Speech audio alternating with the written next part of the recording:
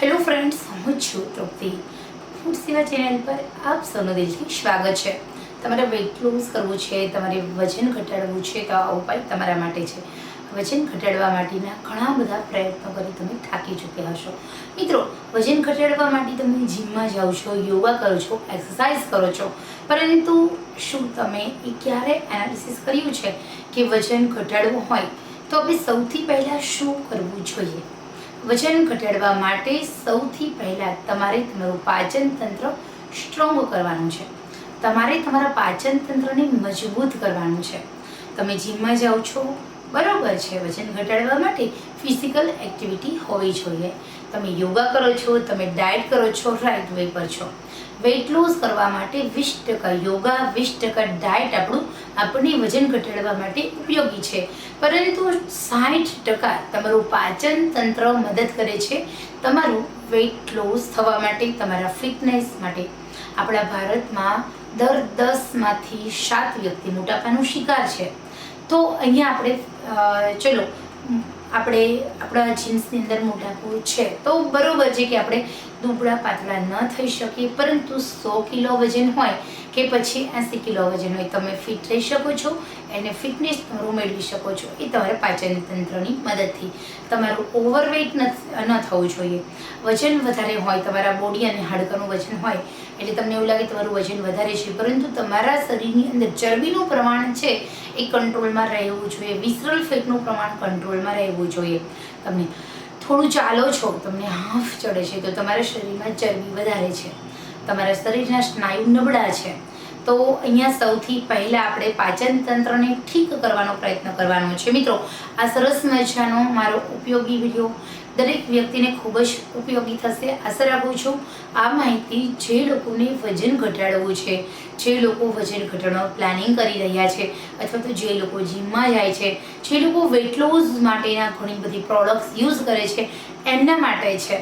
મિત્રો, આ વિડીયો જોયા પછી તમે ક્યારેય એવું નહીં કહો કે ખરેખર મારું વજન ઘટતું નથી. 100% ઘટશે.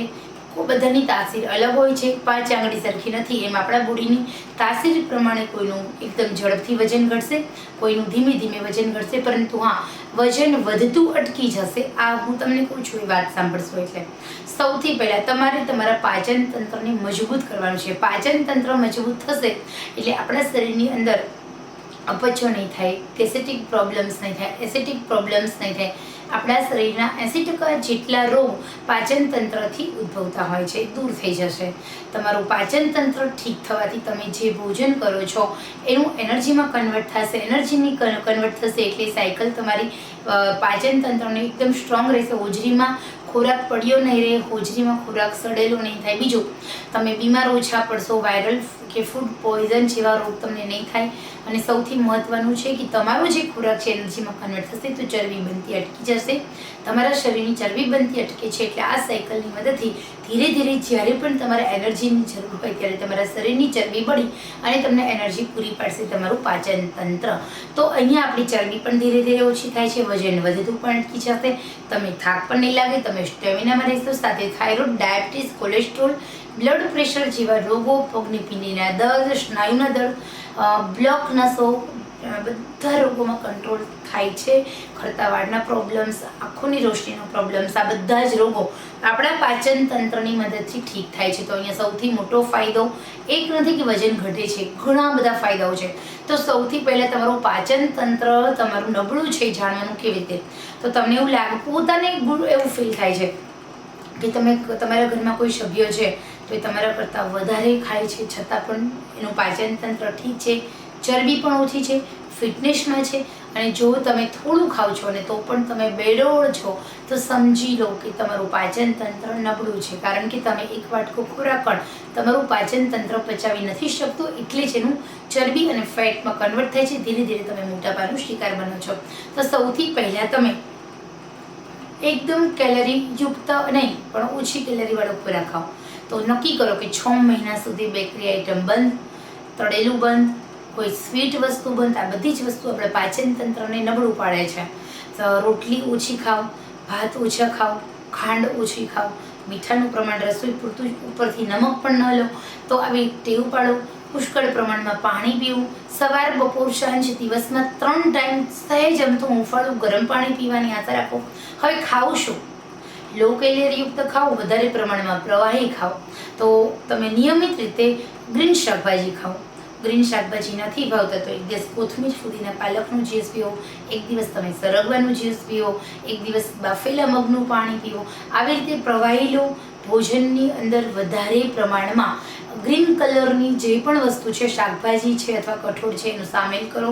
સાથે સાથે તમારા શરીરની અંદર થોડું અમથું તમે આદુનું સેવન કરો. 10 ગ્રામ જેટલું નિયમિત રીતે કોઈને કોઈ રીતે આદુનું સેવન કરો.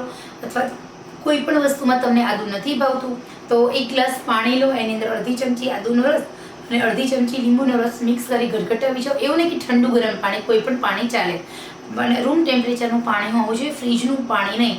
અને આવી રીતે દિવસમાં એકવાર શરૂઆત કરો. પછી ધીરે ધીરે તમે તમારા શરીર માટે થોડી ફિઝિકલ એક્ટિવિટીઝ કરો. તમારા શરીરની અંદર બધી જ ફિઝિકલ એક્ટિવિટી ખૂબ જ મહત્ત્વની છે. અને જે પણ ખોરાક ખાઓ એ ઓછામાં ઓછું 18 અને વધારે 32 વખત ચાવીને ખાઓ. આટલું ધ્યાન રાખવાનું છે. કોઈ પણ પ્રકારનું વેઇટ લોસ ડ્રિંક્સ નથી લેવાનું, કોઈ પણ પ્રકારનો વેઇટ લોસ પાવડર નથી લેવાનો. માત્ર ખાવામાં ધ્યાન રાખશો એટલે મહિને 3 કિલો વજન તમારું ઘટી જાય છે. તો એના માટે દૂધી, પાલક, મગ, ફુદીનો, કોથમીર, આદુ ને લીંબુ આ કુદરતી એવી વસ્તુ છે કે જે તમારા શરીરને એન્ટીઓક્સિડન્ટ પુષ્કળ આપે છે. પાચન તંત્ર 100 વર્ષ સુધી સ્ટ્રોંગ રાખે છે. 100 વર્ષ સુધી તમને વૃદ્ધત્વ અટકાવી રાખવા માટે આ વસ્તુ ખૂબ જ ઉપયોગી છે.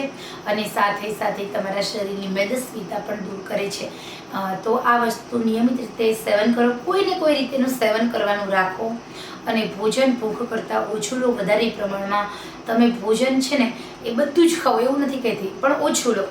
તમે જે પ્રમાણે ધારો કે રોજ 2 રોટલી ખાતા હોય તો એની જગ્યાએ અડધી રોટલી ખાઓ. એની જગ્યાએ તમે લીલા શાકભાજી થોડા વધારે ખાવા માંડો.